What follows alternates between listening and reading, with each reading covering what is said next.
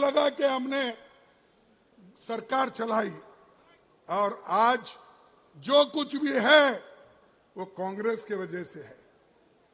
शिक्षा, दवाखाने, steel factories, पूरे देश में कुछ ना कुछ अगर दिखता है वो कांग्रेस का दिखता है।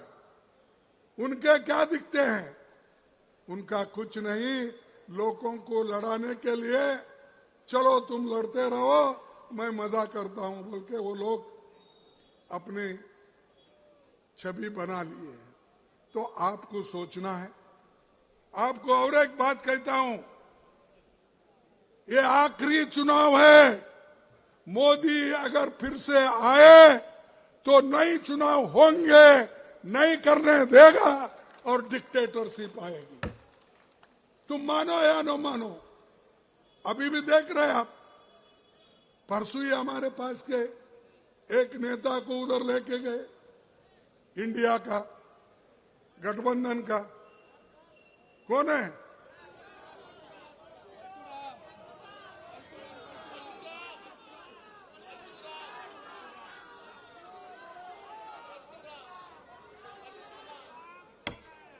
देखो, एक एक को नोटिस देना, डराना, धमकाना, उसकी दोस्ती अगर नहीं छोड़ेंगे फिर हम देख लेंगे। डर के कोई दोस्ती छोड़ रहा है, कोई पार्टी छोड़ रहा है, कोई गठबंधन छोड़ रहा है। अरे इतने डरपोक लोग अगर रहे तो क्या यह मुल्क बचेगा? क्या यह संविधान बचेगा? क्या यह डेमोक्रेसी बचेगी? इसीलिए ये आखिरी चांस है आपको वोट देने का। इसके बाद कोई वोट नहीं देगा, क्योंकि ये पुतिन, रशियन पुतिन का जो प्रेसिडेंट इलेक्शन होता ना, वैसा ही होते चले जाएंगे। ध्यान में आ रहा है आपको? इसके बाद नो चुनाव। उन्हें अपनी ताकत के ऊपर वो चलाएंगे, चुन के आएंगे, 200 लाएंगे, 300 लाएंगे, 400 लाएंगे, 500 लाएंगे। अगर हमारी सब 543 है तो उसको बढ़ा के फिर 600 भी बना देंगे। तो ये संविधान की रक्षा करना, डेमोक्रेसी की रक्षा करना, इलेक्शन बार बार होना, चुनाव होना, इसकी जिम्मेदारी आपके ऊपर है।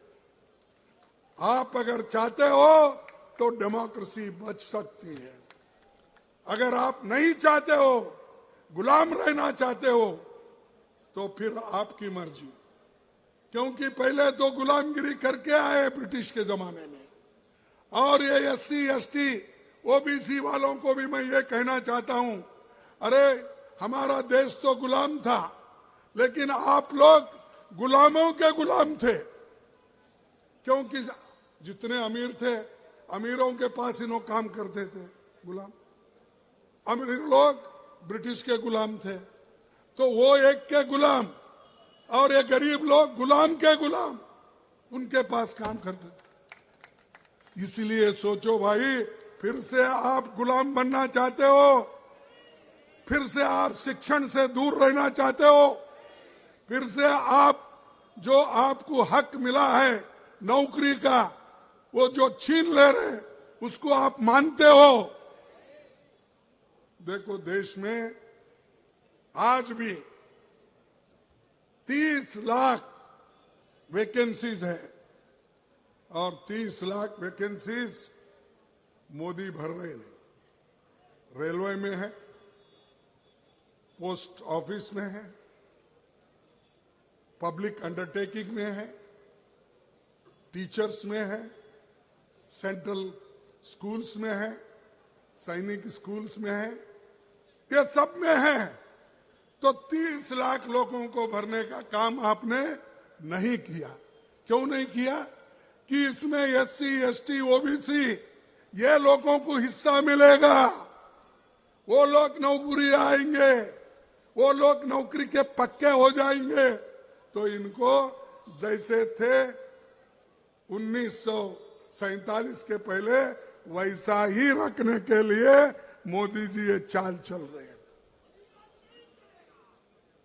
और एक बात मैं कहूंगा, एक मोदी साहब की एक आदत है झूठ बोलना।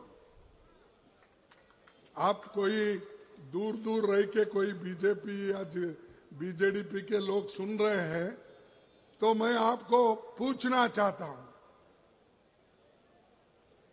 2 करोड़ नौकरियों का वायदा किसने किया? अब कम से कम 20 करोड़ नौकरियां होना था, दिए आपको नौकरी। फिर बोल रहे हैं, आज पेपर तो आप रोज पढ़ते हैं, पेपर में हेडलाइनिंग क्या है? मोदी की गारंटी। मोदी की गारंटी क्या है? 2 करोड़ नौकरियां नहीं देना। ये मैं झूठ बोल रहा हूं? उन्होंने बोला 15 लाख काला धन बाहर से लाके आपके जेब में डालूंगा। डाले? फिर कौन? जी न्यूज।